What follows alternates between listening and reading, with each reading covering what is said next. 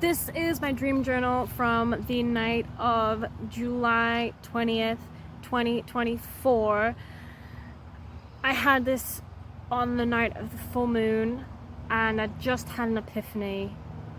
This is just gorgeous imagery. I tried to capture it in words. We'll see how we go. The hollow lap of the ocean set the pulse for the performance. The clapping of waves on the stone wall of the coastline, hushing like a gong. These walls that protected the city from the sea were made of huge grey rectangular blocks, as was the rest of the architecture. Their materials and designs ensured that the infrastructure lasted, and all were artfully carved as bait for admiration. Until it hit an obstacle, the ocean was calm, humming with light stolen from the stars above. Two wide orange moons hung equidistant from the film where the sky met the sea.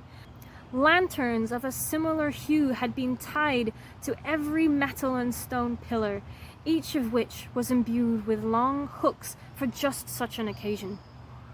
The lanterns framed the entire length of the promenade, the ends of which I could not see, and circled around to illuminate the closest city street.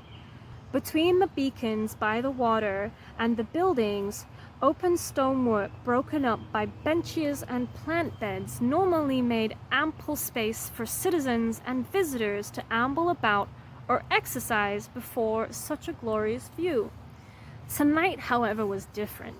Tonight, the entire city had come to the promenade, equipped with handmade props resembling stars, clouds, planets, nebulas, asteroids, dust and gas, moons, and every other type of universal body we have or have not discovered yet.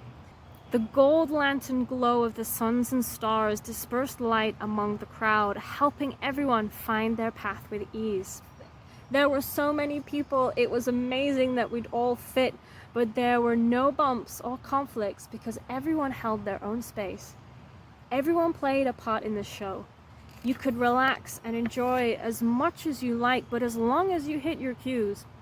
Some people had more intricate paths and patterns, others were comparatively subdued or intermittent, but all motions slid smoothly around each other. There were no collisions or questions. Nobody needed to speak to each other. As long as they followed their flow, they would never step on anyone's toes. Some people waved orbs on a stick on a continuous loop.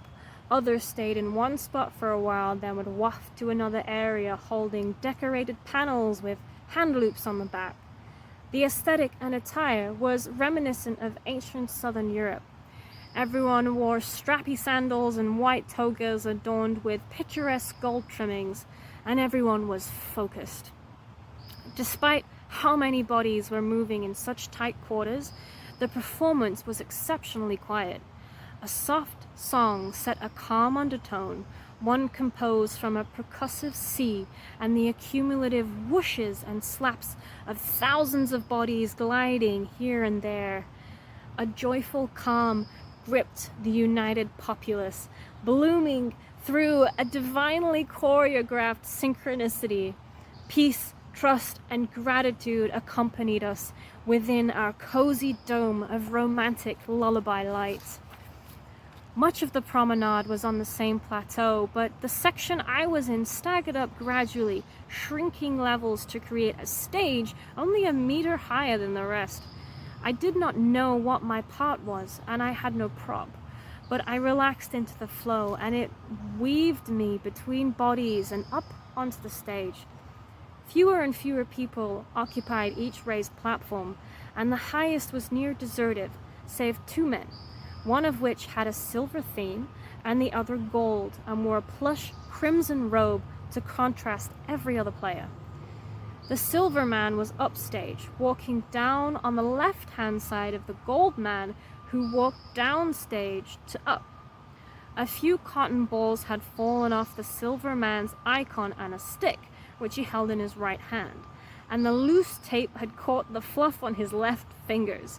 He flicked the sticky puff away just as he and the gold man crossed paths, and it landed on the stone at his feet. Neither of the men stopped, and my eyes followed the cotton ball to the ground, wondering if it would get swept up by the twinkling golden man's robes. I woke before I found out. When I fell out of this dream, the first thing I thought of was the crossing of the sun and the moon. We'd left the top corner of the tent off, and I propped myself on my elbows to peer through the mesh. I could still see the spherical moon radiating through the trees, but it rested right on the ridge of the hill.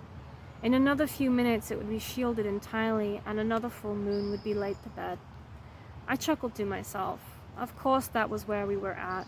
Of course I woke up at the perfect moment before the moon passed behind the earth.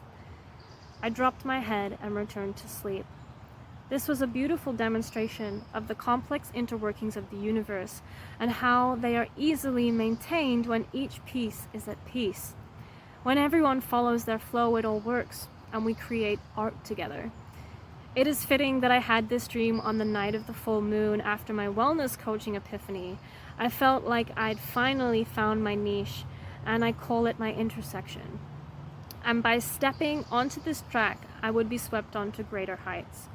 It's very exciting. I can see how much potential is in this, but I'm reminding myself to stay present and focus on where I am on the journey now, because that's what's going to get me to the next stage in my journey. Truly, I can't express how awe-inspiringly beautiful this dream was, to see so many beings harmonized in silence, making music through their grace and patience. I'm stilled by humanity. Thank you. I'm grateful to have received this. It was very cool. It was very pretty. Like, just that harmony and that balance and the silence. It's possible, you know? It's like we've done it before, we can do it again.